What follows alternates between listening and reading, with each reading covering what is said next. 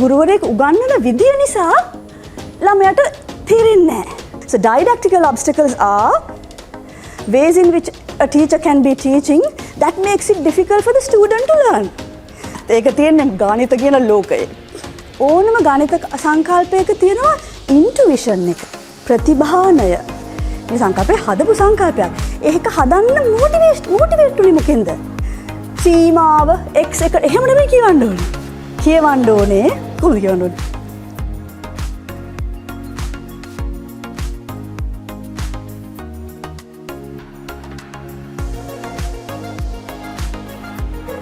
So as you all know, hopefully, I am coming from mathematics education background. මම ඔයගොල්ලොත් එක්ක අද බෙදා ගන්න යන්නේ කලණය කියන මේ ඉතා විශේෂ topic එක. උගන්වන්න ගියාම ඇයි ඒක මේ ළමයින්ට අමාරු? ඇයි ඒක විශේෂ topic එකක් වෙන්නේ? එතනදී mathematics education කියන ක්ෂේත්‍රයෙන් මොනවාද අපිට උදව් ගන්න පුළුවන්? මෙහෙම ක්ෂේත්‍රයක් තියෙන්නේ අපිට උගන්වන්න මොන හරි උදව්වක් ගන්නනේ. That's what mathematics education field is for. They do research about how students learn, where we can improve in our teaching. ඒක තමයි maths education එක කියන්නේ. ඒකෙන් ගේන්න පුළුවන් දේවල් කීපයක් මම ඔයගොල්ලොත් එක්ක බෙදා ගන්න හිතුවා. එතකොට අපි දන්නවා when you teach calculus, we mainly have these three topics. අපිට තියෙනවා සීමාවෙන් අපි පටන් ගන්නවා. සීමාව කියන ඊටාම අලුත් ළමයින්ට නුහුරු මේ මාතෘකාවෙන් අපි පටන් ගන්නවා. ඊට පස්සේ derivative integral අනුකලනය අවකලනය කියමු නේද? මම මොනවද මේ දාලා තියෙන්නේ?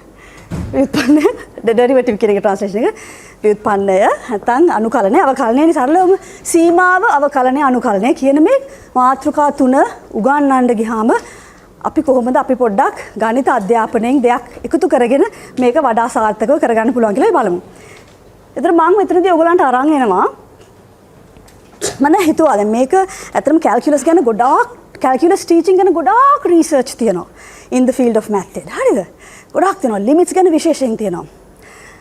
එතන ඒකටම relevant මේ මාතෘකාවටම relevant ගණිත අධ්‍යාපනයේදී අපි කතා කරන මාතෘකා දෙකක් මම ඔයගොල්ලොත් එක්ක අද බෙදා ගන්න කියලා හිතුවා. ඒ දෙක තමයි එකක් අපි පොඩක් කතා කරමු ළමයෙක් සිසුවෙක් ලර්නර් කෙනෙක් ගණිතය කියන විෂය ඉගෙන ගන්නකොට එයාට එන බාධා වර්ග තුනක් ගැන කතා කරනවා ගණිත අධ්‍යාපනයේදී. අපි කියනවා obstacles කියලා. obstacle බාධාවක්. බාධා වර්ග තුනක් මූලික වශයෙන් බාධා එක තියෙනවා එක එක જાතිය. මේ තුන ඔයගලන් මම කිව්වම ඔයගලන්ටත් තේරෙයි. ඔව් මේවා තමයි ප්‍රධානම බාධා කියලා. මෙතන ඔයගොල්ලෝ පුරුදු දන්න already ඒවා තියෙන්නත් පුළුවන්. කවදාවත් අහපු නැති එකකුත් මට හිතෙනවා ඔයගලන්ට අද ඉගෙන ගන්න පුළුවන් මේ කියලා. ඒක මේක ඇතුලේ. ඒතර ගණිතය ඉගෙන ගැනීමට ඇති බාධා වර්ග තුනක් සිසුවෙකුට. හරි? ඒක එකක් මං ගේන. අනිත් එක තමයි සර් මේක කතා කරා මේ විදිහට කියන්නේ නැතුව ඒකම මම චුට්ටක් කතා කරනවා. ගණිත සංකල්පයක මූලික අංග දෙකක්. Two aspects of any mathematical concept. මේක දැනගත්තාම ඔයගොල්ලෝ කලනේ සංකල්ප ගැන ඒ ඇහෙන් බලලා එතකොට ඒක උදව්වක් වෙනවා ඔයගොල්ලෝ උගන්වන්න ගියාම. ගණිත සංකල්පයක තියෙන aspects දෙකක්. මොනවද දෙකක්ද? අංග දෙකක්. හරි? අපි මේ දෙක බලමු. මුලින් බලනවා සිසුවෙක් ගණිතය ඉගෙන ගන්නකොට එයාට ඒ ගණිතය මොකක්ද අලුත් සංකල්පයක් ඉගෙන ගන්න ඇති වෙන්න පුළුවන් බාධා වර්ග මොනවාද? Types of obstacles. Okay? Here are they. There are three. Obstacles of learning. ඔයගොල්ලෝ Google කරොත් සමහර විට එන්න පුළුවන්. Obstacles of learning. ඉගෙන ගන්න තියෙන බාධා තුනක්. දැන් මේ වචන they are in English. I have translated them into Sinhala. නිවැරදිම දන්නේ නැහැ. ඒ තේරුම එන්න තමයි මම හරවලා තියෙන්නේ.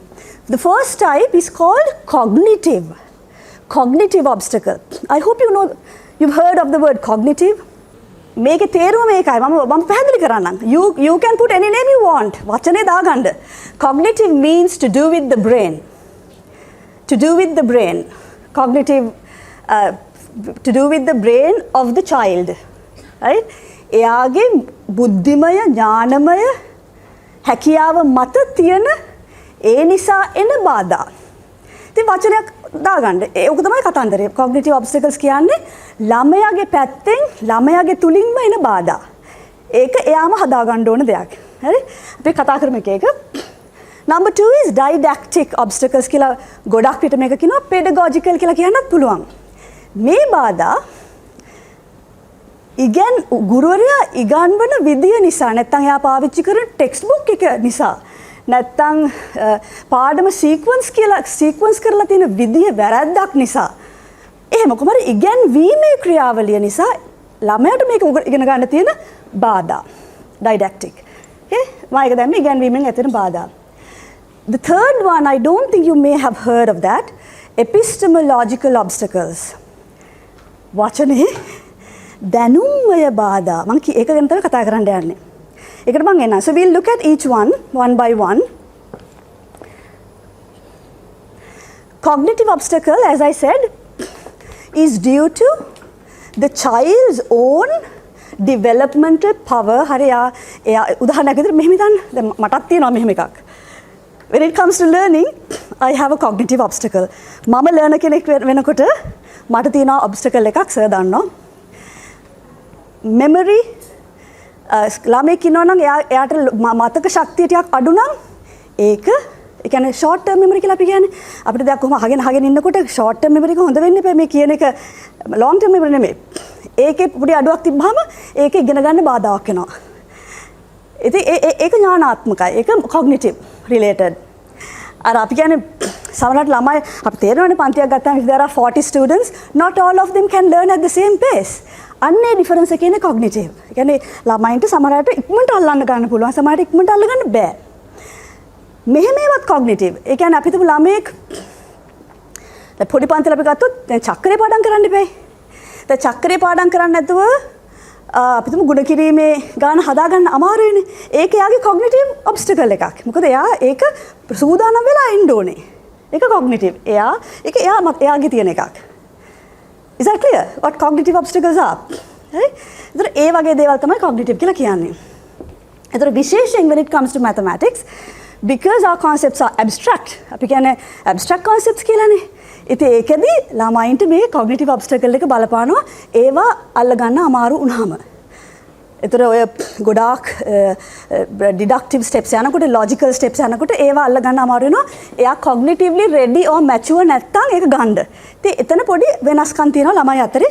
So there is this cognitive obstacle. ඒක හදන්න ඕනේ කවුද? ඒක ළමයා හදාගන්න ඕනේ. උදාහරණයක් විදිහට දැන් memory එකේ issue එකක් තියෙනවා නම් you can do certain exercises to improve your memory. ඔයා චක්‍රේ දන්නේ නැතුව ඉස්සරහට ගිහිලා නම් ඔයා චක්‍රේ දැනගන්න ඕනේ. පාඩම් කරගන්න ඕනේ. So these obstacles have to be overcome by the learner himself. මේ obstacle කවුද බාධා වයින් කරගන්න ඕනේ? ළමයාමයි. ළමයා ගතේ. right? Then didactic. මේක ගැන අපි ගොඩාක් කතා කරලා තියෙන්නේ කලිනුත්. අපි කතා කරන්නේ අපි කොහොමද improve වෙන්න ඕනේ කියලා as a teacher. How can we better teach something? ඒ අපේ පැත්ත හදාගන්නට. අපි වඩා හොඳට උගන්වන්නේ කොහොමද ළමයෙක්ට හොඳට තේරුම් ගන්න. So didactical obstacles are ways in which a teacher can be teaching that makes it difficult for the student to learn. මේ කතා කරන්නේ ගුරුවරයෙක් උගන්වන විදිය නිසා ළමයාට තේරෙන්නේ නැහැ. ඒ ටීචර්ගේ ඒක තියෙනවා. ඒ බාධා වෙන්නේ ගුරුවරයාගෙන්. සමහර විට එයා පාවිච්චි කරන පොතත් වැරදි. හරි පොතේ දෝෂයක් තියෙනවා වෙන්න පුළුවන්. ඒ ඔක්කොම විතර ඉගෙනීමේ ක්‍රියාවලියෙන් එන බාධා. ඒතර ඒව හැදෙන්න ඕනේ කවුද? ගුරුවරයාගේ පැත්තෙන් හැදෙන්න ඕනේ. නමුත් ඒක බාධාවක් වෙනවා ළමයාට ඉගෙන ගන්න. මම අවධානය යොමු කරන්නේ මේ අන්තිම එක. මේක අමුතු එකක්. මේක මැත්ස් වල තමයි තියෙන්නේ. What is called epistemological obstacle. මේක ළමයාගේ වැරද්දකුත් නෑ. ගුරුවරයාගේ වැරද්දකුත් නෑ.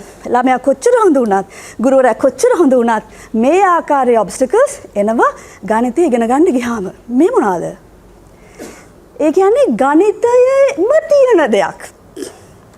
ඒකයි දැනුම්මය බාධා කියන්නේ. ගණිතය කියන දැනුම තුලින්ම ඇතිවෙන බාධාවක්. උදාහරණයක් කියන්නම්.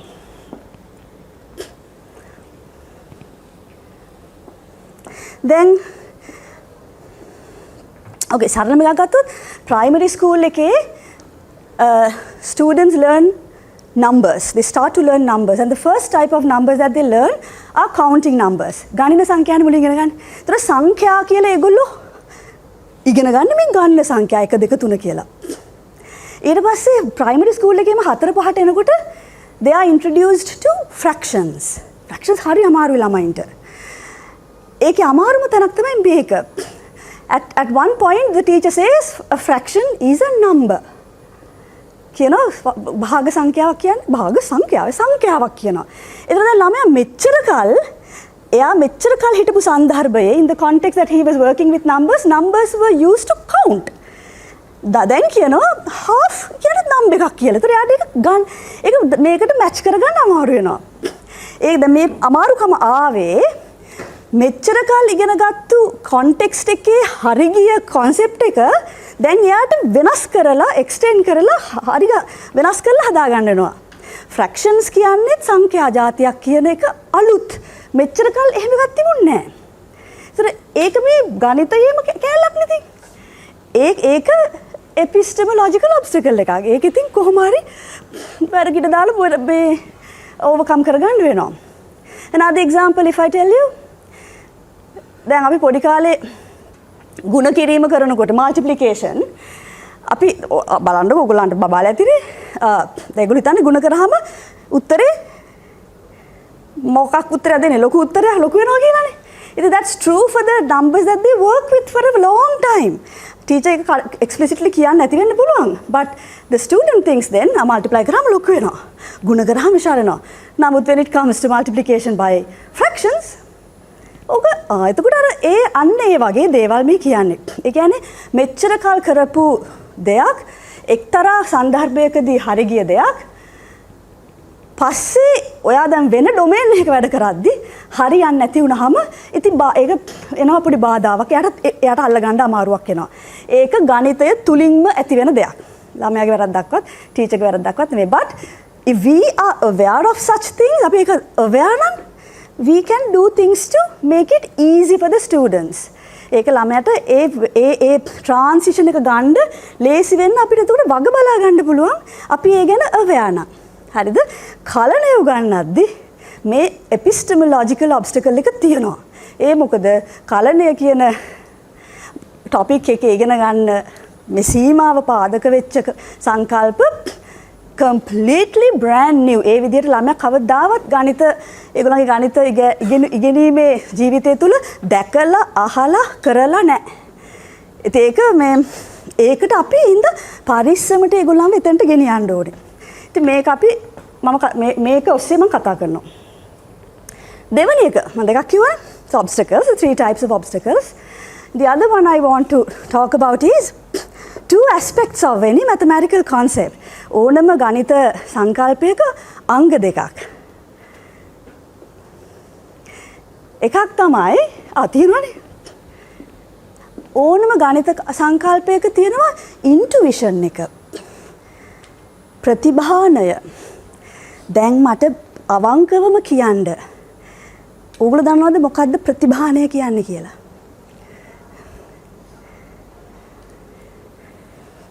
නෑ නේද? Thank you. මම සර් මුලින්ම intuition එක කියන වචනේ ඇහුවේ ගොඩාක් ලොකු වෙලා මම කැම්පස් එකේදීවත් අහලා තිබ්බේ නෑ. ඉස්කෝලේදී කොහොමවත් අහලා තිබ්බේ නෑ. මම as a university student කෙනෙක් විදිහට අහලා තිබ්බේ නෑ. ඒක මේ ගුරුවරයෙකුත් වෙලා ගොඩක් කල් ගියාට පස්සේ ආපු වචනයක්. ඒ වගේම තමයි abstract කියන වචනේත්. මොකද්ද මේ intuition කියන්නේ? දැන් අපි කතා කරේ intuitive idea of behind limit. ඒ කියන්නේ මේ හැඟෙන මට්ටම, දැනෙන මට්ටම, සංකල්පයක හැඟෙන දැනෙන මට්ටම තමයි intuition කියන්නේ. versus ඊට අනිත් පැත්තෙන් තියෙන්නේ rigor. mathematical rigor. අර දුන්නේ epsilon delta definition එක සලියුවේ. that is rigor. that is in the realm of math. ඒක තියෙන්නේ ගණිත කියන ලෝකයේ. එතනට තමයි රීච් කරන්න අමාරු. intuition තියෙන්නේ කොහෙද? ඒක මේ අපිට තේරෙන, පේන, දැනෙන, අපිට හැඟෙන සරල තැනක තමයි intuition තියෙන්නේ. Any mathematical concept has an intuitive idea and has a rigorous definition. උදාහරණයක් බලමු. මේ දෙක ගැන අවබෝධය තියෙනකොට කලනේදී මේක හොඳටම තියෙනවා. මොකද කලනේ වුණ හැම සංකල්පයක්ම මාර rigorous. rigorous කියන එකේ සිංහලෙන් දැම්මේ ගණිතමය විධිමත් බව කියලා. ඊටත් වඩා ඒක ටිකක් සැරට එන්න ඕනේ මට වෙන වචනයක් හම්බුන්නේ නැහැ. Rigor, you know what rigor is? රිගන් බය හිතන ඔය තියෙන symbolic symbols වලින් ලිව්වහම මෙලෝදියක් තේරෙන්නේ අන්න ඒක තමයි rigor කියන්නේ. ඒ කියන්නේ preciseness එතන තියෙනවා. නිවැරදිභාවය එතන තියෙනවා. හරියටම ගණිතමයව ලියපු එක තමයි ඒ. ඒක හැබැයි තේරෙන්නේ නැහැ. ඒක මුලටම දැම්මොත් තේරෙන්නේ නැහැ. So this is about how you can start with intuition and then develop into rigor. ඒක තමයි කියන්නේ යන්නේ. ඒකට අපි උදාහරණයක් බලමු. මේකේ තියෙනවා මේ alright so I'm just ඒ කියපු තියෙන්නේ ගණිත අධ්‍යාපනයේදී බොහෝ විට මුහුණ දෙන ගැටලුවක් වන්නේ සංකල්පයක් ඍජුවම rigorous definition එක දීලා අපි උගන්වන්න යන්න ගියොත් ඒක හරියන්නේ නැහැ. එහෙම හරියන්නේ නැහැ. ගණිතයේ නිවැරදිභාවය සහ තර්කගත බව රැක ගැනීමට rigor අවශ්‍යයි. But බොහෝ සංකල්පවල පසුපස ඇති මූලික අදහස that is intuition. ඇත්ත වශයෙන්ම සරල සහ බුද්ධියට ගෝචර දෙයක්කින් පටන් ගන්න පුළුවන්. ඒ පොඩි ඒක rigorous නෑ. Intuition is not rigorous. We have to accept that. ඒක ගණිතමය වශයෙන් අඩුපාඩු තියෙන්නත් පුළුවන් ද දන්නේ නැහැ. හැබැයි ඒ තේරෙන හැඟෙන පොඩි දල අදහසින් පටන් අරන් we can fine tune it to the precise rigorous definition. එහෙම යන්න පුළුවන්. ඉතින් මම ඒක තමයි මේ ඊළඟ එකෙත් කියන්නේ. So ගණිතය ඉගෙනීමේදී ප්‍රයෝජනවත් ප්‍රවේශයක්. This is an approach to teaching very advanced concepts. That is to start with the intuition. Intuitively පටන් ගන්න. සර් ගොඩක් කතා කරා ඒක. මමත් ඒක ටච් කරනවා. ඊට පස්සේ ඒ අදහස දැන් අර මැටික වගේ දැන් තාම ඒක. ඊට පස්සේ ඒක පුළුවන් හරියටම ෂේප් කරලා අදහස નિયમિત ගණිතමය භාෂාවෙන් එප්සිලෝන් දාලා ඩෙල්ටා දාලා මොඩ් දාලා ඔක්කොම දාලා දෙන්න සංවිධානය කරන්න යන්න පුළුවන්. ඒතර ළමයාට තේරෙතර ළමයා අර rigorous definition එක දැක්කහම මේ විදිහට ඉගෙනගත්තු ළමයා definition එක දැක්කහම ඒක තුලින් අර intuition එක දකිනවා. ඒක නැති කෙනාට මුකුත් නැහැ. මේක දැක්කම ග්‍රීක් වගේ අපබ්‍රංශ වගේ පේනවා. So that's what I'm saying here. Here's an example. Modulus, there is a video that we have done on modulus. දැන් ඕකනේ අර්ථ දැක්වීම. මාපාංකයේ අර්ථ දැක්වීම. ඉතින් බලන්නකො that's what rigor means.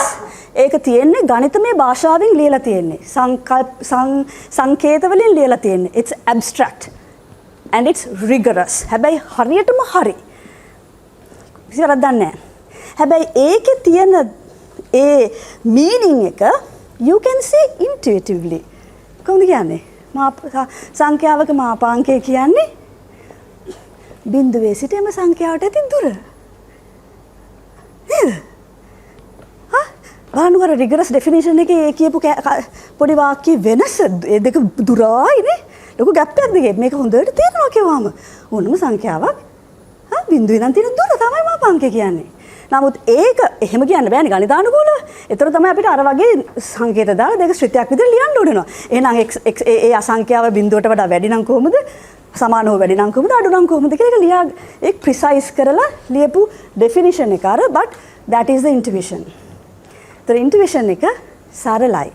තේරෙනවා. එතනින් පටන් අරන් අතන්ට යන විදිහට උගන්වන්න පුළුවන් නම් especially when it comes to advanced concepts that is very easy for the student.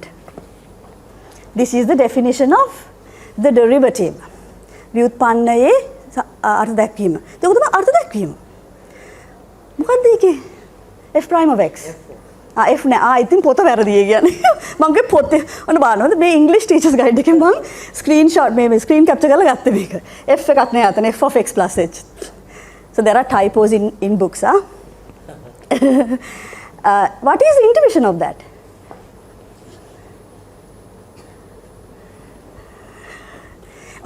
අරකින් කියන එකේ අදහස මොකද්ද? වචන වලින් කිය හැකිද? අන්න ඒක තමයි මේක අපික බලන්න යන්නේ. ඉතින් ඒක ඔයගොල්ලොත් හිතන්න හරිද? අර symbols වලින් කියපු එක කියන එක නිකන් ඊට වඩා හරි තේරෙන සරල වචන වලට දාලා කියන්න පුළුවන්ද කියන එක. දැනෙන තැනකින්. Okay, so this is the difference between these are the two aspects of any mathematical concept. So, එතනදී what I suggest you to do is මම ඔයගලන්ට යෝජනා කරන්නේ ගණිත සංකල්පයකට මේ අංග දෙක තියෙනවා නම් අපි try කරමු intuition එකෙන් පටන් අරන් පස්සේ විධිමත් කරන ප්‍රවේශයට. ඒක තමයි මම කියන්නේ. මුලින් අදහස තේරුම් ගන්න try කරන්න. අදහස. පසුව නිර්වද්‍ය ගණිත භාෂාවෙන් සකස් කරන්න. මෙන්න මේ order එකට උගන්වන්න බලන්න especially when it comes to concepts in calculus. calculus නෙමෙයි ඕන එකකට හිතලා බලන්න ඒ විදිහට කරාම ළමයින්ට තේරෙනවා. ඉතින් මෙන්න මේ දෙකක් මම කතා කරා. obstacles, 3 types of obstacles. එතන epistemological obstacle කියන එක එනවා calculus උගන්වන්න ගියාම සහ මෙන්න මේ ලක්ෂණ දෙක mathematical concept එකක තියෙන. මේක මම skip කරන්නම්. මේක මම පස්සේ ඔයගලන්ට බලන්න. මේ ලස්සන කතාවක් තියෙන පොතකින් ගත්ත පොඩි උපුටා ගැනීමක් මේ intuition කියන එකේ power එක පේනවා. මම නිකන් කිව්වොත් ඔය කියවන්න යන්න නෑ. පිකි කියන්නේ ඒක එක ලොකු ඉහළ තලයේ යුනිවර්සිටි එකක ලොකු mathematician කෙනෙක් he was giving a lecture. එයාගේ seminar එකක් දෙනවා. එයාගේ යාළුවොත් ඉන්න audience එකේ. එයා blackboard ඔක්කොම පිරෙන්න එක proof එකක් ලියනවා. හරි ලියාගෙන යනවා.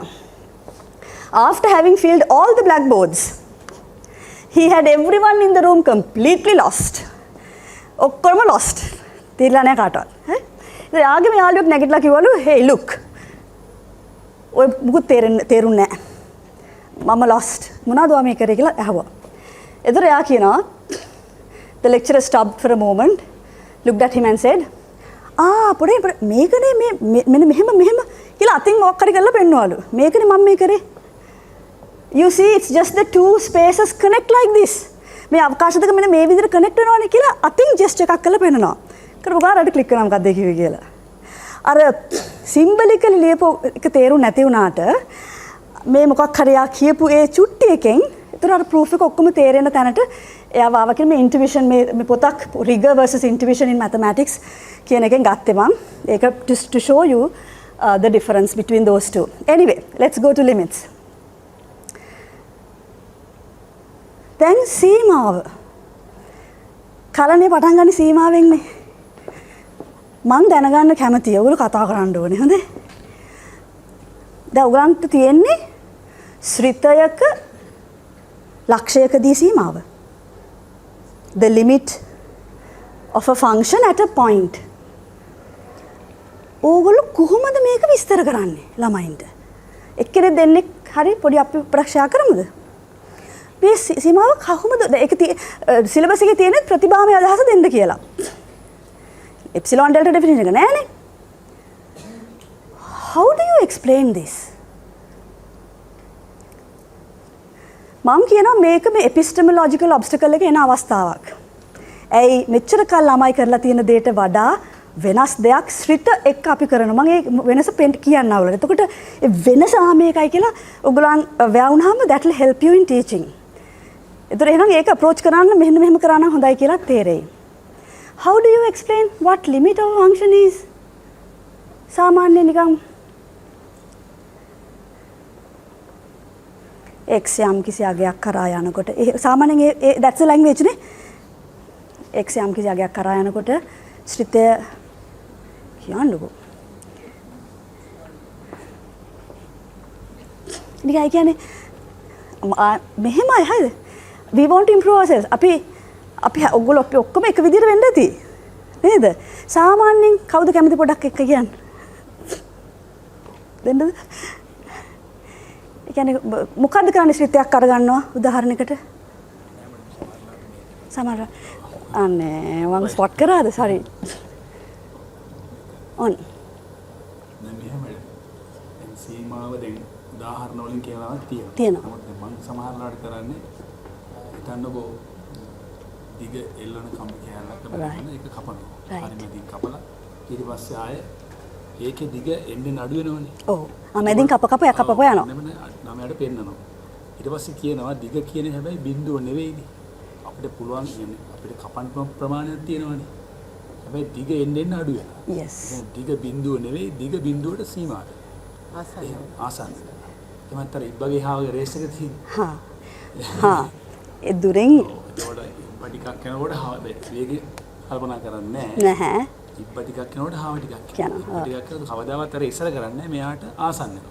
ඉතින් ඔය වගේ සරල උදාහරණ වලින් තමයි very good okay අද ඉතින් අර ඉගෙන ගත්තා අපි මට හිතුණ දේ තමයි හිතන්නේ ඇත්තටම අපි තව ඉතලා හිතන්නව තමයි නනේ කියන එක ඉතින් thank you very much ගොඩාක් ස්තුතියි ඒක ෂෙයා කරගත්තට අපිට ඔක ඇත්තටම අපේ සර්ගේ මගේ ස්ටුඩන්ට් කෙනෙක් එයාගේ MPhil එකට කරේ මේ ගුරුවරු limits and derivatives උගන්වන එක තමයි එයාගේ රිසර්ච් එක උනේ ඔය ඔයාට කියන්නේ උපමා නැත්නම් analogies උදාහරණ කියමු ඔය ඒ ඉන්ට්‍රොඩියුස් කරන concept එක. ඒ කියන්නේ දිග L වෙච්ච කම්බියක් අරන් එයාව මැද්දෙන් කපනවා. ඊළඟ කෑල්ල ආයෙ දෙකට මැද්දෙන් කපනවා. ඊළඟ කෑල්ල ආයෙ දෙකට මැද්දෙන් කපනවා. මේ process එක කරගෙන ගියොත් මේ කම්බියේ දිගට මොකද වෙන්නේ? මේ අපි කතා කර ඒක තමයි. අන්න ඒක ඒ කියන්නේ මේ අපිට බිඳුවට අපිට කැමති තරම් කියන්නේ ඇතිපදන් කියන කැමති තරම් ලං වෙන්න පුළුවන් බිඳුව නොවි. ඒක ළමයින්ට අලුත් සංකල්පයක්. ඒ කියන්නේ මෙහෙමයි. දැන් ඉන්ෆිනිටි කියලා තියෙනවානේ. අපි කියනවානේ infinitely large. අපරිමිතව විශාලයි කියන එක අපිට හිතා ගන්න පුළුවන්. මොකද අපි විශ්වය ගැන කතා කරද්දී කියනවා කිනිමක් කොනක් නැහැ. අපරිමිතව අසීමිතව විශාලයි. ඕකේ වෙන පැත්තක් මේ කියන්නේ චූටි දෙයක අපරිමිත බව අපරිමිතව චූටි කරන්න පුළුවන්. ඒක හිතපුලා නැති දෙයක් ළමයි මීට කලින්. So that's one thing that they come across when they start to learn limits. So that's very good. එයා කිව්වේ ඒකේට ගන්න මේ ඒ limits කියන එකේදී අවශ්‍ය වෙන කෑල්ලක් තමයි කිව්වේ. ඒ කියන්නේ අර ඒ සංඛ්‍යා බිඳුවට පත් නොවි බිඳුවට ලං වෙනවා කියන එක. නමුත් ලිමිට් කියලා මොකක් කියලාද කියන්නේ? දාන්න කියන්න ඩාලින්. මේ පාඩමට ප්‍රවේශ වෙනකොට මම එක උදාහරණයක් කියනවා ලිමිට් එකක් කියන එක මොකක්ද කියලා තේරුම් ගන්න. අපි හිතමු කඳු මුදුනකට දැන් අපි ට්‍රිප් එකක් යනවා. කඳු මුදුනට යන්න පාරවල් ගොඩක් තියෙනවා. හැබැයි අපිට එතනටම ගිහින් එතන හිටගෙන බලන්න බෑ. නමුත් එතන ලං වෙලා ලං පුළුවන් තරම් ලං කරලා ඒක කොයි වගේද කියලා අපිට බලාගෙන අයිඩියා එකක් ගන්න පුළුවන්. හැබැයි අපිට එතනට ගිහිල්ලා හිටගත්තම එතන ඒක අපි එතනදී නැති වෙන්න පුළුවන්. ගිහිල්ලා හිට ගන්න බෑ. ලං වෙලා පාරවල් ගොඩක් තියෙනවා. අර දැන් මම කියන්නේ Google Map එක දාලා කොළඹින් එනවා, අරගෙන එනවා අපි කට්ටි දෙකක්. අපි දෙගොල්ලන්ටම එතනට ගිහිල්ලා හිටගන්න බැරි වෙනවා. මොකද අපිට ලං වෙන්න පුළුවන් කියන ඒකෙන් තමයි පටන් ගන්න. හරි. ඕකේ. ඒක තමයි. ඉතින් බොහොම ලස්සන. ඒ කියන්නේ මේ උදාහරණ ඔක්කොම දෙන්නේ අර සීමාව ශ්‍රිතයක සීමාව කියන එකේදී ඕන වෙන අර එතනට ළඟවනවි එතනට ගොඩ බහින්න නැතුව නමුත් එතනට ඕන තරම් ලඟ වෙන්න පුළුවන් කියන අදහස දෙන්නනේ. මම ඕගොල්ලන්ට හරි එතනට එන්න කලින් මම හිතන්නේ මම ගාව තියෙනවා පොඩි රිසර්ච් බේස්ඩ් limits සම්බන්ධයෙන් ළමයින්ට තියෙන misconceptions මේ රිසර්ච් වලින් හොයාගෙන තියෙනවා. ඔයගොල්ලෝ මේවා දැකලා ඇති. ළමයි හිතනවා සීමාව කියලා හොයන්න ඕන වෙන්නේ ශ්‍රිතයක් අර්ථ නොදක්වපු තැනකට විතරයි කියලා හිතන් ඉන්නවා සමහර ළමයි. එතකොට සමහර ළමයි හිතනවා ශ්‍රිතයක සීමාව හොයන්නේ හැමතිස්සෙම ආදේශ කළාම තමයි කියලා හිතන් ඉන්නවා. සමහර විට හිතනවා ශ්‍රිතයක සීමාවයි ශ්‍රිතයේ එතනදී අගයයි දෙකම හැමතිස්සෙම එකයි කියලා ළමයි හිතන් ඉන්නවා. සමහර විට ඒගොල්ලෝ හිතනවා ශ්‍රිතේ අර්ථ දක්වලා නැහැ කියන්නේ ලිමිට් එකත් අර්ථ දක්වලා නැහැ කියලා හිතනවා. ඔන්න ඔය වගේ මේ වැරදියට අල්ලගත්තු තැන් කීපයක් තියෙනවා. So මේවා රිසර්ච් වලින් හොයාගෙන තියෙන ළමයින්ගේ තියෙන misconceptions ඔයගොල්ලෝ මේවා දැකලා ඇති. නමුත් ළමයින්ට manipulate කරලා ලිමිට් එක හොයන්න දන්නවා කියන එකක් තියෙනවා. ඉතින් මේක මම කියන්න ඕනේ නැහැ. ලිමිට් කියන එක is foundational to calculus. මම ඔයගොල්ලන්ට දෙන්නම් කියන්නම් විදිහක් මොකද්ද මේ සීමාව කියන සංකල්පය කියලා කියන්නේ කියලා. මේක අපි හදපු දෙයක් නේ. It's something created. මේ සංකල්පය හදපු සංකල්පයක්. ඒක හදන්න motivate උනේ මොකෙන්ද? What was the requirement? What was the need? What motivated mathematicians to it? It took a long time. Parallelly වැඩ කරපු අයත් හිටියා. මම හිතන්නේ මට මතක නැහැ මම හිතන්නේ එප්සිලෝන් ඩෙල්ටා ඩෙෆිනිෂන් එක මම මේ සර් කරන අතරේ පොඩක් සර්ච් කරලත් බැලුවා. කෝෂි බෝල්ස්මාන් ආයි වයිස්ට්‍රාසුත් ඉන්නවා ඔක පිටිපස්සේ. have taken decades to develop it. මේ නමුත් එහෙම එකක් ඒක හදන්න හේතුවක් තිබුණා. මොකක් හරි ගැටලුවක් විසඳ ගන්න ඒක හදාගත්තේ. අන්න ඒක පාවිච්චි කරන්න පුළුවන් ඔයගලන්ට to say what limit is. ඔන්න මම මෙහෙම කියනවා. ඔයගොල්ලෝ agree වෙනවද කියලා බලන්න. see අර පේනවනේ. කලපලාවට පේනවා. සීමාව කියන සංකල්පය ගණිතයේදී very important නිර්මාණය කරලා තියෙන්නේ කියලා කියන්න ළමයින්ට. මේක අපි හදපු සංකල්පයක්. මේක කරලා තියෙන්නේ මක් කරන්නද? either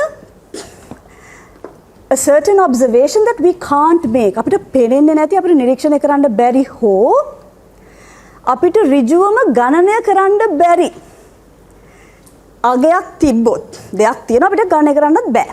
බලන්නත් බෑ, පේන්නෙත් නෑ, නිරීක්ෂණය කරගන්නත් බෑ. impossible. එහෙම වෙලාවක ඒ අගය ගැන අදහසක් ගන්න තමයි මේ limit concept එක අරන් ආවේ. So the important point here, the circuit definition is කියන්නේ possibly not defined at x නේද sir? How do you say it in English? so ඒක ලස්සනට කියනවා. sir mic එක නෑ. මේ කියන්නේ එතනදී අර්ථ දක්වලා තිබුණා හෝ නැතා හෝ අවට අර්ථ දක්වලා තියෙන්න ඕනේ. ඒ කියන්නේ එතනදී අපිට නිරීක්ෂණය කරන්න බැරි මොටිවේෂන් එක එකයි බැරි වෙලාවක සර් මොනවද යවුත් කියන්නේ අපිට නිරීක්ෂණය කරන්න බැරි හෝ කැල්කියුලේට් කරගන්න බැරි දෙයක් ගැන අදහසක් ගන්න හදපු සංකල්පයක්. ඒ කියන්නේ ඒතර ළමයි ඒ කියන්නේ මොන වගේවද? එහෙම ඒව කොහෙද තියෙන්නේ? මොනවද අපිට කරගන්න බැරි? ගණනය කරගන්න බැරි දේවල් කොහෙද තියෙන්නේ? ඇයි අයියෝ තියෙන්නේ නේද? අපිට නෝ බින්දුවෙන් බෙදන්න ඕනනවා. දැන් අපි ළමයි අහනවා එක බින්දුව කීයද කියලා. ඒක එක බින්දුවෙන් බෙදන්න බැරි නිසා ඔන්න it's intuitive. අපිම දන්නවා බින්දුවෙන් බෙදන්න දන්නේ නැත්නම් කරන්න පුළුවන් හොඳම දේ බින්දුවට ළඟ ඒවෙන් බෙදලා බලන එක. අර ඒක නිකන් ඇඟෙන් එනවනේ නේද? කියන්නේ දෙයක් කැල්කියුලේට් කරගන්න බැරි වෙලාවක නැත්නම් ඔබ්සර්ව් කරන්න බැරි වෙලාවක අපි වෙන උපක්‍රමයක් පාවිච්චි කරන එක තමයි ලිමිට් කියන්නේ. ඒතර උදාහරණයක් බින්දුවෙන් බෙදන අවස්ථාවක් නැත්නම් අනන්තය කරා යනකොට දැන් අනුක්‍රමයක් ගන්නකො n අනන්තය ගත්තේ අනුක්‍රම වුණ n අනන්තයට යනකොට n කොහෙද යන්නේ? ඒ ඔක්කොමද කියන්නේ? මොකද අනන්තයට යනවා කියලා එකක් ඉවරයක් නැහැ නේ. ඒක නිරීක්ෂණය කරන්න බෑ. නමුත් අපිට කියන්න පුළුවන්. අපි එහෙම කරන්න පුළුවන් විදිහට අර්ථ දක්වගෙන අර්ථ දක්වීමක් කරගෙන තියෙනවානේ ලිමිට්ස් පාවිච්චි කරලා. ඉතින් අන්න ඒ වගේ වක් ඩිරෙක්ට්ලි ඔබ්සර්ව් කරන්න බැරි ඕ ඩිරෙක්ට්ලි ගණනය කරන්න බැරි වෙලාවක කරන ඒවා. මේ තියෙන්නේ නැවතත් ඔයගොල්ලන්ගේ ගයිඩ් එකෙන් ගත්තු ස්ක්‍රීන්ෂොට් එකක්. වැරදි තිබ්බොත් මම දන්නේ නැහැ. මෙහෙමයි ඔයගොල්ලන්ගේ තියෙන්නේ ගයිඩින් ඔයගොල්ලන්ට ගයිඩ්ලයින්ස් දීලා තියෙන්නේ මෙහෙමයි. අර මම හිතන්නේ නම්බර් 1 එකට තමයි මෙයා කියපු උදාහරණ එහෙම අර මේකක් කප යන එක. මොකද එතන කියනවා discuss how the value of x can approach a rational number a without being equal to it වගේ එකක් තියෙනවා. ඊට පස්සේ තේරුම් තියෙනවා ඉංග්‍රීසි පොතෙන් anyway මම මේක නිකන් දැම්මේ ඔයගොල්ලෝ ඒක දක්කලා ඇතිනේ ඒ නිසා. දැන් මම ඉස්සලා කිව්ව මොකද්ද? limit කියන එක අපි හදලා තියෙන්නේ අපිට ගණනය කරගන්න හෝ නිරීක්ෂණය කරගන්න බැරි අගයක් ගැන අදහසක් ගන්න ඕන නම්. Here are some examples, actual examples. ඔයගොල්ලෝ මේක මුලදීම ළමයින්ට කියන්න ඕනේ නැහැ. නමුත් කියන්න පුළුවන් වෙන තැනදී කියන්න පුළුවන්. උදාහරණයක් විදිහට instantaneous velocity. ඒක නම් කියන්න පුළුවන්. instantaneous velocity කියලා එකක් ගණනය කරන්න බෑ. instantaneous velocity එකට time එකකුත් නැහැ, දුරකුත් නැහැ, කාලෙකුත් නැහැ. ඒක directly calculate කරන්න පුළුවන් නෙවෙයි. නමුත් we do have a way of, we have defined it as the limit of average speeds. මේ වගේ සෙට් එකක්ම තියෙනවා ඔයගලන්ට අහුවෙන වක්‍රයකට අඳින ස්පර්ශ රේඛාවක බෑවුම අඳින්න බෑ මොකද 1 ලක්ෂයක් කරා තමයි යන්නේ. ලක්ෂ දෙකක් නෑ. y වෙනසක් x වෙනසක් නෑ. ඉතින් ගණනය කරන්න බෑ. හැබැයි දැන් මම කියන්නේ බැරි එක තමයි අපි පුළුවන් බවට කරගන්නේ ලිමිට් පාවිච්චි කරලා. ඒතර අපි ඒකත් අර්ථ දක්වගෙන තමයි එහෙම තියෙන්නේ. secant lines වල බෑවුමේ සීමාව විදිහට අපි අර්ථ දක්වගෙන තියෙනවා. සීමාවට සමානයි කියලා අර්ථ දක්වගෙන තියෙනවා. similarly අනන්ත ශ්‍රේණියක එකතුව as the limit of finite sums නැත්තම් වෘත්තයක වර්ගඵලය හොයන්න බෑ. කෙලින්ම හොයන්න දෙයක් නැහැ. අපි ඒක කරන්නේ බහුවස්ත්‍ර ඉන්ස්ක්‍රයිබ් කරපු බහුවස්ත්‍රවල වර්ගඵලවල ලිමිට් එක කියලා. කෙලින්ම ගණනය කරන්න බැරි දේ ගැන අදහසක් අපි ලිමිට් කියන එක පාවිච්චි කරලා ගන්න. තාම ලිමිට් කියලා මොකද්ද කියලා කිව්වේ නැහැ වුණාට. නමුත් ඒකට තමයි ලිමිට් කියන එක හදලා තියෙන්නේ. ඉතින් මෙන්න මම දැන් පෙන්නන්නම් මේක ඇයි එපිස්ටමොලොජිකල් ඔබ්ස්ටකල් එකක් වෙන්නේ කියලා. අර මම කිව්වේ කලින් එක එපිස්ටමොලොජිකල් කියන්නේ එක ඒවා තියෙනවා. එකක් තමයි ගණිතය නිසා වෙන එකක් නේ. ඒ කියන්නේ ගණිතය ඉගෙන ගැනීම තුලදීම ළමයා එක්තරා කොන්ටෙක්ස්ට් එක කරගෙන ආපු දෙයට වෙනස් දෙයක් ආවම යට එක අමාරු වෙනවා. that is an epistemological obstacle. උන් බලන්න මෙතනදී එක වෙන හැටි. මෙහෙමයි සීමාව ඉගෙන ගන්නද ඔක වෙන්නේ ළමයාට. ළමයා මෙච්චර කරලා තියෙන්නේ ශ්‍රිතත් එක්ක මෙන්න මේක තමයි යා කරලා තියෙන්නේ. දෙන ලද x ලක්ෂයකදී ශ්‍රිතයේ අගය හොයන්න ළමයා දන්නවා. ඒක එයා දන්නේ. x දුන්නාම y හොයන්න, x දුන්නාම f of x හොයන්න දන්නවා. by plugging in. ඒක තමයි එයා දන්න. ඔයා එයාගේ පාරේ යන්න හොඳේ මම කියද්දි. You be the learner for a moment. ඔයා එච්චරයි ඔයා දන්නවා. අද මේ මුකුත් දන්නේ නැහැ. ඔයා දන්නවා ශ්‍රිත දන්නවා.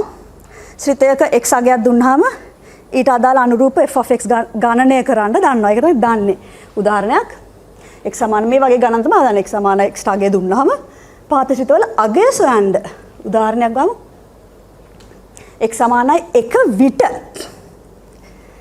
f of x අර ශ්‍රිතයේ අගය සොයන්න. ඉතින් graph එක දුන්නොත් graph එක read කරන්න පුළුවන්. ඒතර එක බලලා එකට අනුරූප අගය කියවන්න පුළුවන්. නැත්නම් substitute කරලා ගන්න පුළුවන්.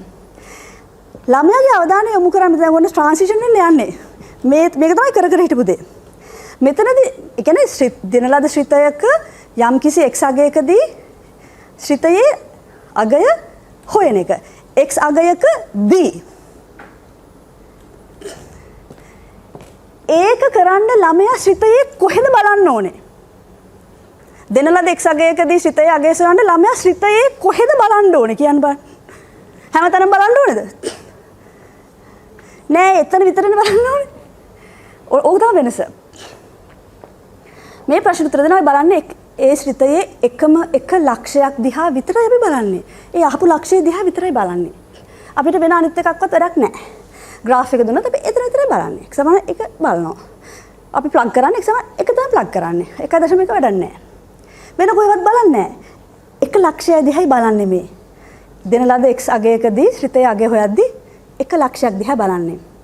Here's how it becomes now suddenly different. මෙන්න අසිසු අලුතින් කරන්න යන දේ.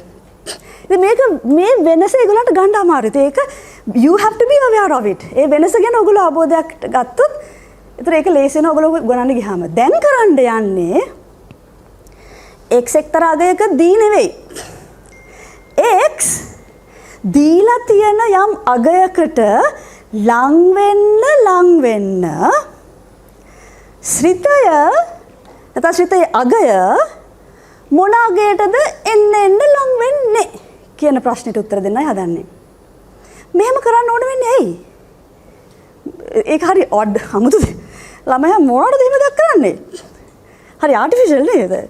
අගය කිව්වමුකෝ ශ්‍රිතයේ අගය කිව්වමුකෝ. මොකක්ද ඔය කරන්නේ වගේ ලං වෙන්න why do you do that? ඒක තේරෙන්න ඕනේ නැත්නම් ඒකයි ඒ නැත්නම් නිකන් මේවා හරි ආටිෆිෂල් වෙනවා. එහෙම කරන්න වෙන්නේ උදාහරණයක් විදිහට x එකට ලං වන විට පහත ශ්‍රිතවල අගයන් ලං වෙන්නේ කොතනටද වගේ ප්‍රශ්න තමයි අපි දැන් අහන්න යන්නේ. මෙහෙම අහන හේතුව ඒ ලක්ෂය අපිට පේන්නේ නැහැ කියලා හිතන්න. You can't observe. ඒ ලක්ෂය පේන්නේ නැහැ. ඒ ලක්ෂය කියවන්න බෑ. It's covered. It's not, you can't see it. Okay? එතකොට ඔයාලට අහන්න පුළුවන් එකම ප්‍රශ්නේ ආයෙනම් ඒ ලක්ෂයට x එන්න ලං වෙද්දි f of x නම් කොතනද ලං වෙන්නේ කියලාවත් කියන්න පුළුවන්ද? මෙන්න මේ වගේ graphical approach එකකින් මේක ගොඩනගන්න පුළුවන්. ඔන්න උදාහරණයක් මම පෙන්නන්න යනවා ශ්‍රිත කීපයක්. දැන් මේ ළමයාට කියනවා දැන් මේ කරන්න යන්නේ x එක වෙලාවේදී f of x ගේ අගය නෙමෙයි. We can't see that කියලා කියන්නේ. අපිට ඒක නෑ. Not available to us. පේන්නේ නෑ. මට ඕනේ දැනගන්න x එක කියන අගයට ලං වෙන්න f of x මොනවාගේද ලං වෙන්නේ කියලා බලන්න. කියලා මම මේ ප්‍රශ්නේ අහලා මෙන්න මේ වගේ උදාහරණ ටිකක් පෙන්නුවොත්. Here's f of x. I have given the graph. The function equation is not given. ශ්‍රිතේ සමීකරණය දීලා නැහැ. graph එක දීලා තියෙනවා and I have covered x equals 1 කියන panel වහලා තියෙන්නේ. ඔය box rectangle එකක් වගේ පෙවුනාට it's a line. රේඛාවක් දාලා එතන අගේ දැන් බලන්න බෑ. ඒක තේරුණාද? ඔය පෙට්ටියක් වගේ තියෙන්නේ එක හරහා යන ඒ පෙට්ටිය නෙවෙයි just a line නා මට line එකක් ඇන්දොත් මට වැඩේ කරගන්න බෑ පොඩි එක thickness එකක් එක තමයි ඇඳලා තියෙන්නේ. So you just imagine that I have covered what is happening at 1. ඒක පේන්නේ නැහැ. නිරීක්ෂණය කරන්න බෑ. මම ළමයට ඔක පෙන්නලා අහනවා. දැන් පේන්නේ නැහැ. ඒ අගේ කියවන්න බෑ. මම අහනවා x එකට ලං වෙද්දී f of x කොහෙටද ලං වෙන්නේ? ළමයා මොකක් කියයිද? graph එක දිහා විතරක් බලලා දෙකට ලං වෙනවා කියලා ඉතින් කියයි ඉතින්. ඊපස්සේ මම තව එකක් පෙන්නනවා. g of x. ළමයා කියයි ඒකමනේ ටීචර්. නෑ it's g of x. අදන වහලා. x සමාන 1 වහලා. මේක කොහෙටද යන්නේ? x එකට යනකොට f of x කොහෙටද යන්නේ? කොහෙටද යන්නේ? කියන්නකෝ ළමයි. දෙකට නේද යන්නේ? ඔහොම හරි දෙකට යනවා කියලා තියෙන ඕගොල්ලෝ කියයි. තව එකක් h of x. third function. functions තුනක්. h of x වල x එකට යද්දී h of x කොහෙටද යන්නේ? වගේද පේන්නේ? කීයද? දෙකට. තුනේම නිකන් දෙකට යනවා වගේ තමයි පේන්නේ. දැන් මම අහනවා ඔයා දැන් දෙක කියලා කිව්වේ කොහෙ බලලාද? ඒක කියන්න කොහෙද බැලුවේ? ඔයා නිරීක්ෂණය කරේ මොකද්ද? අතන වහලානේ. බැලුවේ කොහෙද? ළමයා මොන වගේ උත්තරයක් දෙයිද? This is intuition. Because this makes sense. අපි කිව්වොත් ඉතින් ඒකේ ළඟට ටික දිහා බැලුවේ. Isn't it? ඒකේ ළඟට අසල තමයි බැලුවේ. ඊට පස්සේ මම අහනවා මෙහෙම. දැන් හරි අසල බලලා දෙක වගේ පේන්නේ. ඉතින් දෙක කියලා කිව්වා. If you want to make your prediction or your අනුමානය ඒක ෂුවර්ම කරලා දැනගන්න මේක හරිම තමයි කියලා දැනගන්න ඔයාලට මොකද කරන්න පුළුවන්? අපි මම මේක දෙන්නේ ස්ක්‍රීන් එක ෆෝන් ස්ක්‍රීන් එක මම අර zoom කරන්න කරන්න පුළුවන් එකක් කියලා හිතන්නකෝ. පේපර් එකක නෙමෙයි. කියන්නේ කොලයක නිකන් ස්ටැටික් පික්චර් එකක් නෙවෙයි. මේක තියෙන්නේ ස්ක්‍රීන් එක. ඒතර ඔයාට ඔයාගේ අනුමානය ඔව් දෙකටම තමයි යන්නේ කියලා ඒ ෂුවර් සර්ටනිටි එක වැඩි කරගන්න ඔයා කොහොමද කරන්න ඕනේ? කියන්න බලන්න ළමෙක් දෙන උත්තරයක් කියන්න බලන්න. මාද zoom කරලා බලයි කියයි. ඒක තමයි අර කරන්නේ එප්සිලෝන් ඩෙල්ටා අඩු කරන කියන්නේ ලං කර කොච්චර ලං කළ වෙලොත් එතෙන්ටම තමයි යන්නේ කියලා මේ කියන්නේ ඒක තමයි චෙක් කරන එක. ඒකට කියනවනේ challenge and response definition එකක් කියලා නේද සර්? ඒ වගේ definition වලට මන් දෙන ආවාට මෙච්චරක් කින් පුළුවන්ද? ඔව් මම අතර මේක හොයලා දෙනවා.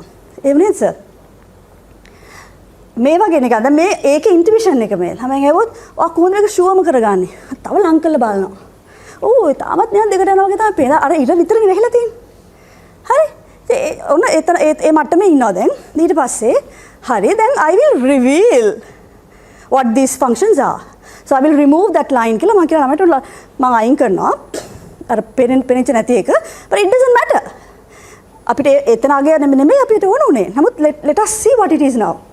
Here's what f of x is. f of x is x plus 1. So that's what it was. Right? Simply x plus 1. එතන අගයත් ඉතින් දෙකයි. කොහෙටද යනවා වගේ දැක්කම දෙකයි. මේක. එතනදී it is not even defined. But we were still able to say where it was going. It's not defined at the point, but we can still say by observing what's happening around in the neighborhood where it is going when x approaches 1, where f of x is headed to. Antimeka minna me ශ්‍රිතය. It's defined at the point. Okay, හැමදාම define වෙලා තියෙන්නේ මේක. හැබැයි එතනදී අගේ දෙක නෙමෙයි. කමන්නේ. හැබැයි යන්නේ දෙකට. වගේ. යන්නේ දෙක කරා. මේ ඉන්ටුවිෂන් හොඳේ.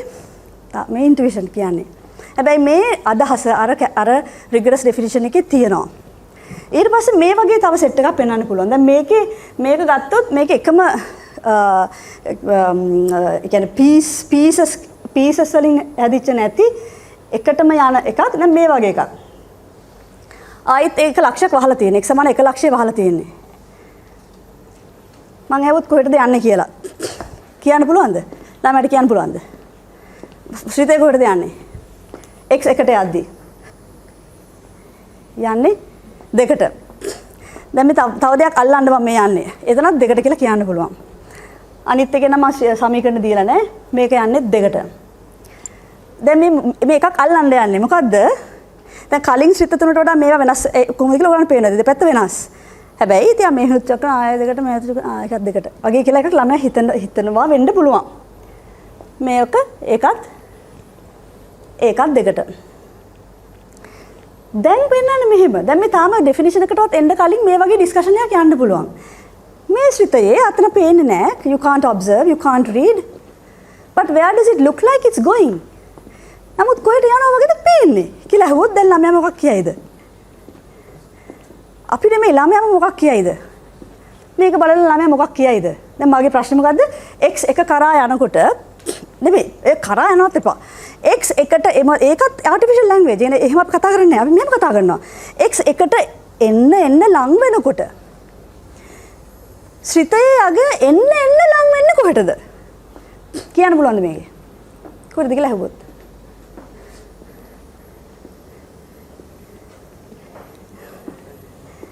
කීයද කියන්නේ? අගයන් දෙකම ගිය ගොඩක්. අගයන් ඕකේ බොහොම හොඳයි. එයා කියන්නේ මට ඉතින් ළමයි හිතන විදිහ ළමයි කියයිලු අගයන් දෙකම. දැන් කොහෙටද යන්නේ කියලා අහුවාම මෙතනටත් යනවා අතනටත් යනවා. කියලා කියයිද? වෙන මොනවද දෙන්න පුළුවන් උත්තර ළමයිගෙන්? ඕකේ දැන් එහෙම කිව්වොත් good you can keep it. තාම මොනවද කියන්න පුළුවන්? ඉතින් කියයි මෙහෙම කියන්නේ නේද? ටීචර් එක පැත්තකින් එක අගයකට යනවා අනිත් පැත්තෙන් වෙන අගයකට යන්නේ. දැන් මොකද්ද මං කියන්නේ? වගේ කියන්නත් පුළුවන්. දැන් මොකක් නැත්තම් කියන්න බෑ කියලා කියන්න පුළුවන් සමහර විට. ළමයා කියයි ඒක කියන්න බෑනේ. ඇයි කියලා අහුවාම කියයි සමහර විට. So, I mean the discussion has to be led by you to get things out of the student. නමුත් ඒ ඩයිලෙමා එක මෙතන එනවා. මොකද දෙක දෙපැත්තක් තියෙන. දැන් කොහොමද කියන්නේ කියන අර ඩයිලෙමා එකක් නේද? දැන් මොකක් කොයි එකද කියන්නේ කියලා දන්නේ නැහැ. එතනට එනවා. ඉතින් මේකත් එහෙම එකක්. එක පැත්තකින් ඉරණ අනන්තයට යනවා අනිත් පැත්තෙන් පරිමිත අගයකට යනවා. මේක දෙපැත්තෙන් දෙකකට යනවා. මේ ටික මම පෙන්නුවේ මේ for you to get an idea. කොහොමද සීමාව කියන සංකල්පය intuitively ඒක මොකක් කියලා කියන්න පුළුවන් විදිහක් සහ ඒ කියන්නේ මේ මෙතන වැදගත් දේ මේකයි. අර නොපෙනෙන තැනකදී කියන එක. එතකොට මොකද එතනදී දැන් emphasize කරන්න ඕන දේ තමයි මේ වැඩේදී අපි එතන බලන්නේ නැහැ. කලින් බැලුවේ එතන. අගේ හොයද්දි බැලුවේ ඒ අලක්ෂය වෙන කොහෙවත් බැලුවේ නැහැ. දැන් ඒ එතන බලන්නේ නැහැ. ඒ ළඟ තමයි බලන්න ඕනේ. කියන එක සහ කොච්චර ලං කරලා බැලුවත් ඒකම නම් ඊට පස්සේ you can develop this into the formal the way you define it or the epsilon delta. ඒකෙත් මම කියන්නේ සර් කියපේකට මට ආසයි පොඩි දෙයක් ඇඩ් කරන්න. අර සර් ගත්තානේ මේ ඒ කියන්නේ ඔයගලන්ට එන්නේ අනුක්‍රමයක සීමා වෙන්නේ පස්සෙලුනේ. ඒක පස්සේනේ. නමුත් දැන් ඒ වගේ එකක් හරි පහසෙන් කියන්න පුළුවන් කියලා මට හිතෙනවා. දැන් හිතන්නකෝ an කියලා අනුක්‍රමයක් n අනන්තයට යනකොට එයාගේ සීමාව අපි හිතමු 5යි කියලා මේක අඳින්න පුළුවන්ද නැහැ. හිතන්නකෝ an කියලා පේනවද? කොහොමද ඔයගොල්ලෝ මේ බ්‍රැකට් එකක් දාන්නේ? කොහොමරියා කොහොමද ලියන්නේ ඒක? ලියන්නේ ඒක n අනන්තයට යනකොට an යනවා අපි 5 කියලා හිතමු. ලිමිට් එක an ගේ ලිමිට් එක n අනන්තයට යනකොට an හිතන්නකො පහට යනවා කියලා. ඒකේ තේරුම දැන් මම මේක නිකන් කියන්නම්. ඒතර ඔයගලන්ට මට හිතනවා ඒක එක්ස්ටෙන්ඩ් කරගන්න පුළුවන් අනිත් ඔක්කොටම. ඔහොමනේ ලියන්නේ. ඔන්න rigorous definition නා. මේකේ තේරුම අපි තුන් මෙහෙම මෙතනනේ පහ කියන්නකො අපි ඔතන පහ. මම මේ මගනවා මෙහෙම කරලා. මේකේ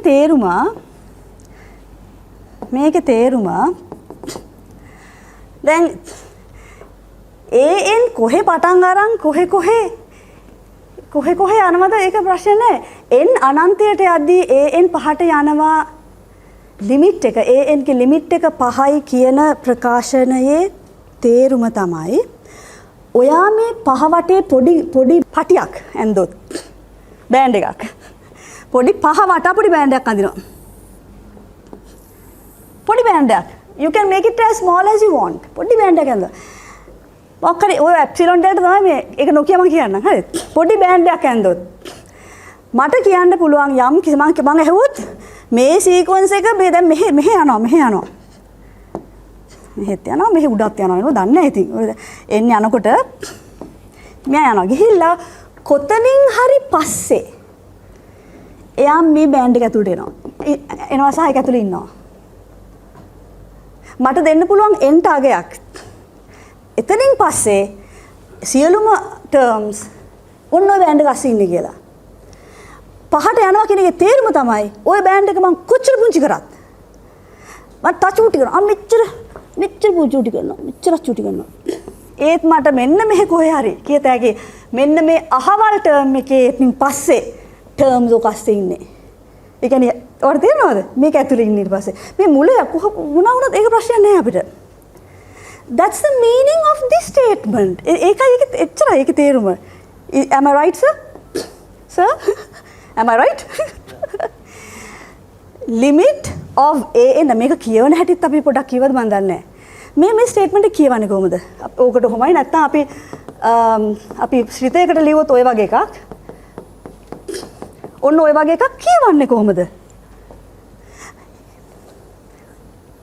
ඒ මොකද දැන් මේක ලියන ඕඩර් එකක් තියෙනවනේ දැන් ලියනකොට lim තමයි මුලින් ලිව්වේ ඊට පස්සේ x goes to 1 තමයි ඊළඟට ලිව්වේ මම ඔයගොල්ලෝ කොහොමද කියලා ඊට පස්සේ තමයි ලියන්නේ මේක ඊට පස්සේ සමානයි දෙක එහෙම ලියන්නේ කියවන්නේ කොහොමද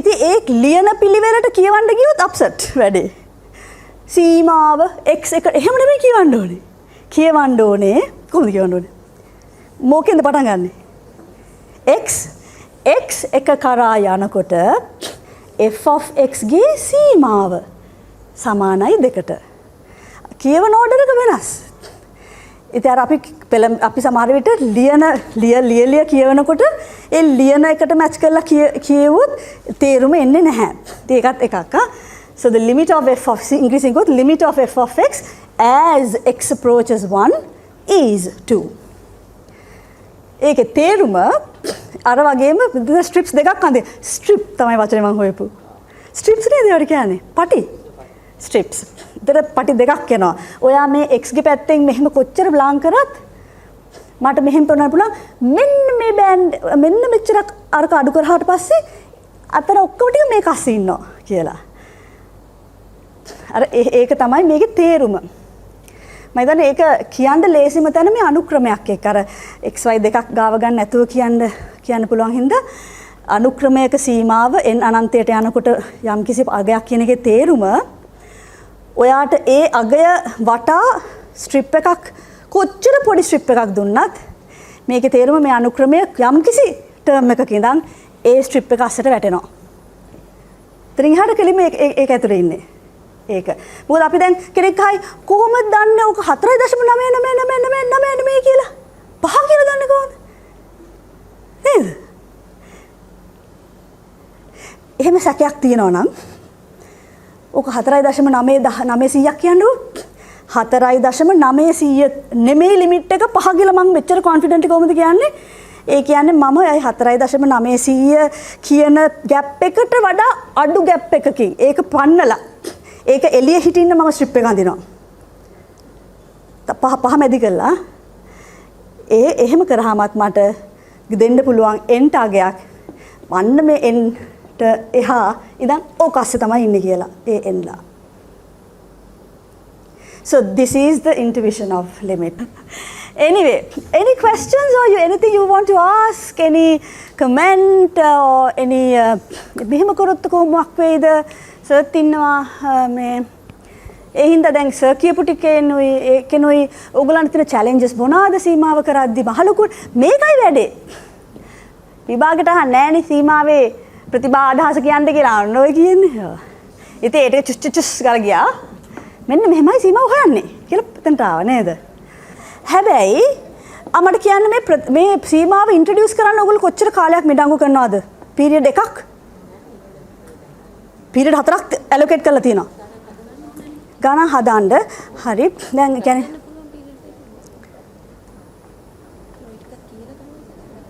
ඔක්කොටම තියෙන පීරියඩ් එකයිද? ලිමිට්ස් වලට තියෙන 4ද? ඕකේ.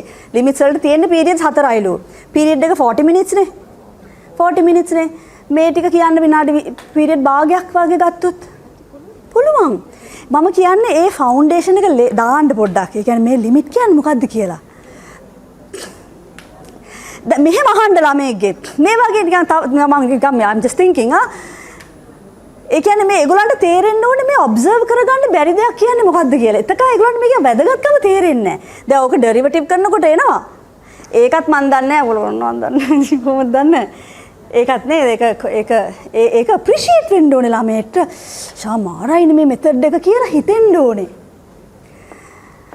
දැන් ගන්නකො අනුක්‍රමයක් 1/2 quarter 1/8 1/16 ... කියලා ළමයන් කොහෙටද නෑ මේකේ එකතුවක් අපි හමු නේද? එකතු හමු. ඔරත් එක මේකේ එකතු ඒ කියන්නේ ශ්‍රේණිය මේ අනුක්‍රමයේ එකතුව කොහෙටද යන්නේ? නෑ මෙහෙම හමු. එකතුව කීයද? ඉවරයි. කරන්න බෑ. ළමයින්ට කරන්න බෑ. එන්නේ එක ධන, half ධන, quarter ධන, 1/8 ධන ... සමානයි කීයද කියලා අහුවොත් ළමයා මොකක් කියයිද?